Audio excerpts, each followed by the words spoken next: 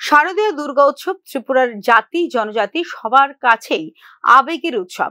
শুধু ধর্মীয় অনুষ্ঠান নয়, সামাজিক সৌভ্রাতৃত্ব ও সম্প্রীতির প্রতীকও এই উৎসব।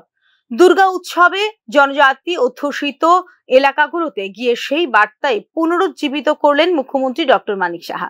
জনজাতি অধ্যুষিত অঞ্চলে গিয়ে মুখ্যমন্ত্রীর দুর্গা উৎসবে অংশগ্রহণ স্পষ্টতই প্রতীকী।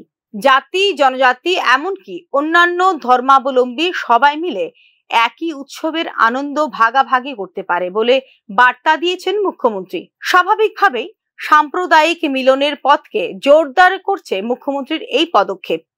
জনজাতি অধ্যুষিত অঞ্চল সবসময় গুরুত্বপূর্ণ ভূমিকা পালন করে এসেছে রাজ্যের আর্থ সামাজিক এবং রাজনীতিতে। এই অঞ্চলেই নির্ভর করে ক্ষমতার সমীকরণ। সাম্প্রতিক বছরগুলোতে জনজাতি রাজনীতির উত্থান চ্যালেঞ্জ ছুড়ে দিতে চাইছে দেশের প্রধান রাজনৈতিক দল ভারতীয় জনতা পার্টির সামনে বলে মনে করছেন সংশ্লিষ্ট বিশ্লেষক মহল। এমন প্রেক্ষাপটে মুখ্যমন্ত্রীর দুর্গা উৎসবে জনজাতি অধ্যুষিত এলাকায় গিয়ে সরাসরি অংশগ্রহণ নিছক সাংস্কৃতিক সৌজন্য নয়, এর পেছনে রয়েছে স্পষ্ট রাজনৈতিক বার্তাও।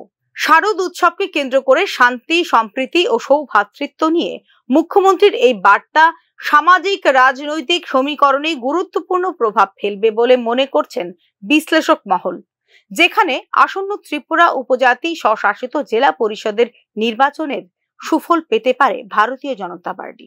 একদিকে দুর্গা উৎসবের সাংস্কৃতিক আবেদন, অন্যদিকে রাজনীতির বাস্তবতা, দুয়ের মিশেলে মুখ্যমন্ত্রীর এই উপস্থিতি যেন ভোটারদের প্রতি নিয়ে এসেছে আস্থার বার্তা।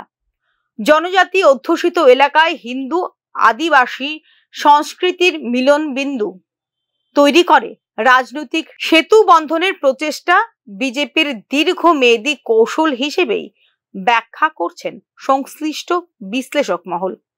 জনজাতি অধ্যুষিত এলাকার দুর্গা উৎসবে মুখ্যমন্ত্রীর অংশগ্রহণ তাই নিছক আনুষ্ঠানিকতা নয়, বরং আগামী নির্বাচনের আগে শান্তি ও ঐক্যের বার্তাকে রাজনৈতিক মূলধনে রূপান্তরের ইতিবাচক উদ্যোগ বলেই মনে করছেন বিশ্লেষকরা।